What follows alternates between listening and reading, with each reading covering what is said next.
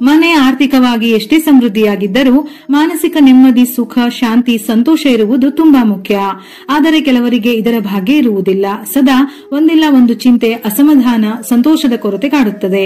ಕೆಲವರು ಆರ್ಥಿಕವಾಗಿಯೂ ಹಿಂದಿರಬಹುದು. ಇದಕ್ಕೆ ಕಾರಣ ಹಲವಾರಿರಬಹುದು. ಆದರೆ ರಾಮನವಮಿಯ ದಿನದಂದು ಕೆಲವು ಪರಿಹಾರಗಳನ್ನು ಮಾಡುವುದರಿಂದ ನೀವು ನಿಮ್ಮ ಸಮಸ್ಯೆಗಳಿಂದ ದೂರವಾಗಬಹುದು. ಈ ದಿನದಂದು ಶ್ರೀರಾಮನನ್ನು ವಿಧಿವಿಧಾನಗಳ ಪ್ರಕಾರ ಪೂಜಿಸಿದರೆ ಆತನ ಅನುಗ್ರಹವನ್ನು ಪಡೆಯಬಹುದು. ಇದಲ್ಲದೆ ಕೆಲವು ವಿಶೇಷ ಕ್ರಮಗಳನ್ನು ತೆಗೆದುಕೊಳ್ಳುವುದು ಸಹ ಪ್ರಯೋಜನಕಾರಿಯಾಗಿದೆ. ರಾಮನವಮಿಯಂದು ಕೆಲವು ಪರಿಹಾರಗಳನ್ನು ಮಾಡುವುದರಿಂದ ಜೀವನದಲ್ಲಿ ಸಂತೋಷ ನೆಲೆಸುತ್ತದೆ. ಈ ವರ್ಷ ರಾಮನವಮಿಯಂದು ಬಹಳ ವಿಶೇಷವಾದ ಗ್ರಹಗಳ ಸಂಯೋಗವು ರೂಪುಗೊಳ್ಳಲಿದ್ದು ಅತ್ಯಂತ ಶುಭ ಯೋಗ ರೂಪುಗೊಳ್ಳುತ್ತಿದೆ. ಈ ದಿನ ನವಮಿಯೊಂದಿಗೆ ಪುಷ್ಯ ನಕ್ಷತ್ರವಿದ್ದು ಇದರಿಂದಾಗಿ ರವಿ ಪುಷ್ಯ ಯೋಗ ಮತ್ತು ಸರ್ವಾರ್ಥ ಸಿದ್ಧಿ ಯೋಗಗಳು ನಿರ್ಮಾಣವಾಗಲಿದೆ.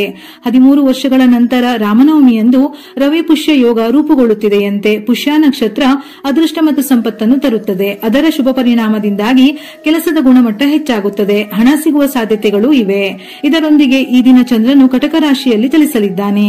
ರಾಮನವಮಿಯಂದು ರಾಮನ ಪೂಜೆಗೆ ಶುಭ ಸಮಯ ಬೆಳಗ್ಗೆ 11:08 ಮಧ್ಯಾಹ್ನ 1:39.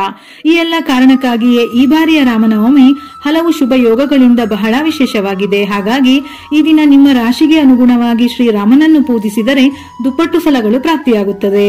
ಮೇಷರಾಶಿಯವರು ರಾಮನವಮಿಯ ದಿನದಂದು ರಾಮರಕ್ಷಾ ಸ್ತೋತ್ರವನ್ನು ಪಠಿಸಿ ದಾಳಿಂಬೆಯನ್ನು ಭಗವಾನ್ ಶ್ರೀರಾಮನಿಗೆ ಅರ್ಪಿಸಿ. ಇದು ಜೀವನದಲ್ಲಿನ ಅಡೆತಡೆಗಳನ್ನು ನಿವಾರಿಸುತ್ತದೆ.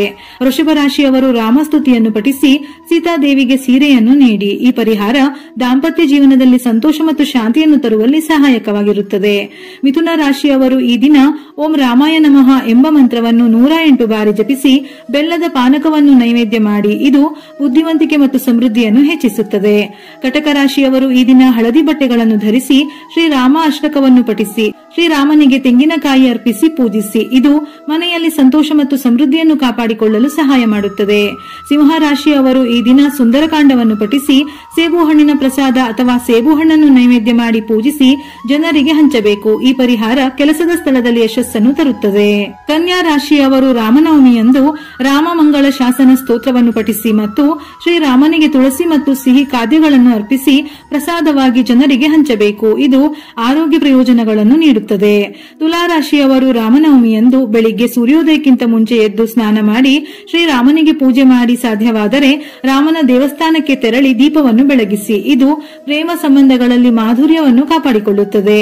ವೃಶ್ಚಿಕ ರಾಶಿಯವರು ಈ ದಿನ ಹನುಮಾನ್ ಚಾಲಿಸವನ್ನು ಪಠಿಸಿ ಅಕ್ಕಿ ಅಥವಾ ಅವಲಕ್ಕಿಯಿಂದ ಮಾಡಿದ ಪ್ರಸಾದವನ್ನು ದೇವರಿಗೆ ಅರ್ಪಿಸಿ ಭಕ್ತರಿಗೆ ನೀಡಿ. ಇದು ನಕಾರಾತ್ಮಕ ಶಕ್ತಿಗಳನ್ನು ನಾಶಪಡಿಸುತ್ತದೆ. ಈ ದಿನ ಹನುಮಾನ್ ದೇವಸ್ಥಾನಕ್ಕೆ ಭೇಟಿ ನೀಡಿ ಪೂಜೆ ಮಾಡುವುದರಿಂದ ತುಂಬಾ ಒಳ್ಳೆಯ ಫಲ ನೀಡಲಿದೆ. ಧನು ರಾಶಿಯವರು ರಾಮನವಮಿಯಂದು ಸುಂದರಕಾಂಡ ಪಠಿಸಿ ಕಡಲೆ ಹಿಟ್ಟಿನ ಲಡ್ಡುಗಳನ್ನು ಶ್ರೀರಾಮನಿಗೆ ಅರ್ಪಿಸಿ.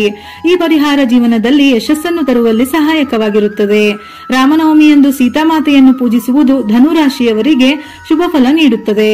ಮಕರ ರಾಶಿಯವರು ರಾಮನವಮಿಯಂದು ಆದಿತ್ಯ ಹೃದಯ ಸ್ತೋತ್ರವನ್ನು ಪಠಿಸಿ ಶ್ರೀರಾಮನಿಗೆ ದ್ರಾಕ್ಷಿಯನ್ನು ಅರ್ಪಿಸಿ. ಇದರಿಂದ ವೃತ್ತಿ ಮತ್ತು ವ್ಯವಹಾರದಲ್ಲಿ ಪ್ರಗತಿ ಕಂಡುಬರುತ್ತದೆ. ಸಾಧ್ಯವಾದರೆ ಇಂದು ಬಡವರಿಗೆ ದಾನ ಮಾಡಿ. ಇದು ರಾಮನ ಆಶೀರ್ವಾದ ಪಡೆಯಲು ಸುಲಭ ದಾರಿ.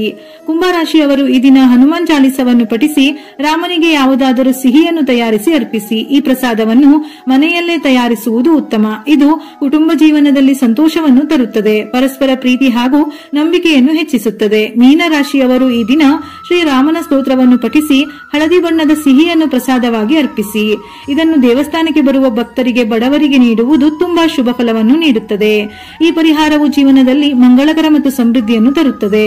ಒಂದು ವೇಳೆ ರಾಶಿಗೆ ಅನುಗುಣವಾಗಿ ಪೂಜಿಸಲು ಸಾಧ್ಯವಿಲ್ಲವೆಂದರೆ ಈ ಕೆಲಸಗಳನ್ನು ಮಾಡಿದರೂ ಕೂಡ ರಾಮನ ಕೃಪೆ ಲಭಿಸುತ್ತದೆ. ಯಾವುದಾದರೂ ರಾಮ ಮಂದಿರಕ್ಕೆ ಹೋಗಿ ಕೇಸರಿ ಧ್ವಜವನ್ನು ದಾನ ಮಾಡಿ ದೇವರಿಗೆ ಹಳದಿ ಬಣ್ಣದ ಯಾವುದಾದರೂ ಆಹಾರವನ್ನು ಅರ್ಪಿಸಿ.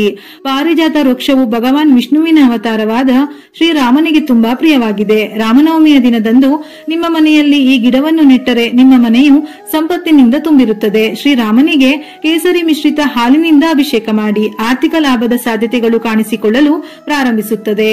ಪುರಾಣಗಳ ಪ್ರಕಾರ ಶ್ರೀರಾಮನನ್ನು ಮೆಚ್ಚಿಸಲು ಹನುಮಂತನು ತನ್ನ ಇಡೀ ದೇಹವನ್ನು ಸಿಂಧೂರದಿಂದ ಬಣ್ಣಿಸಿದ್ದನು.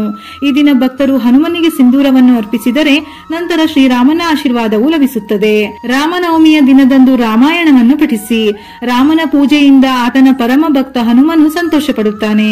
ಇದು ಮನೆಯಲ್ಲಿ ಸಮೃದ್ಧಿಯನ್ನು ತರುತ್ತದೆ. ಸಂಪತ್ತು ಮತ್ತು ಸಮೃದ್ಧಿ ಹೆಚ್ಚಾಗುತ್ತದೆ. ಶನಿಯ ಸಾಡೆ ಸಾತಿ ಇರುವವರು ಈ ದಿನ ವೈಜಯಂತಿ ಮಾಲೆಯನ್ನು ಧರಿಸಿದರೆ ಶಾಪ ವಿಮೋಚನೆ ಆಗುತ್ತದೆ. ರಾಮ ಮಂತ್ರ. ರಾಮನವಮಿಯ ದಿನದಂದು ನೀವು ಕೆಲವು ಮಂತ್ರಗಳನ್ನು ಪಠಿಸುವ ಮೂಲಕ ಭಗವಂತ ರಾಮನನ್ನು ಮೆಚ್ಚಿಸಬಹುದು. ಇದು ಮನೆಯಲ್ಲಿ ಸಂತೋಷ ಮತ್ತು ಸಂಪತ್ತನ್ನು ತರುತ್ತದೆ.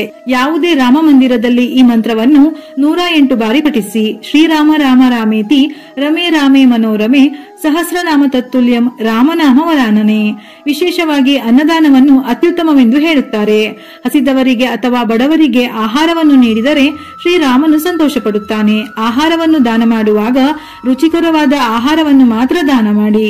ಹಳಸಿದ ಆಹಾರ ಮತ್ತು ಕೆಟ್ಟ ಆಹಾರವನ್ನು ಯಾರಿಗೂ ಕೊಡಬೇಡಿ. ಇದರಿಂದ ಅನ್ನಪೂರ್ಣ ದೇವಿ ಕೋಪಗೊಳ್ಳುತ್ತಾಳೆ.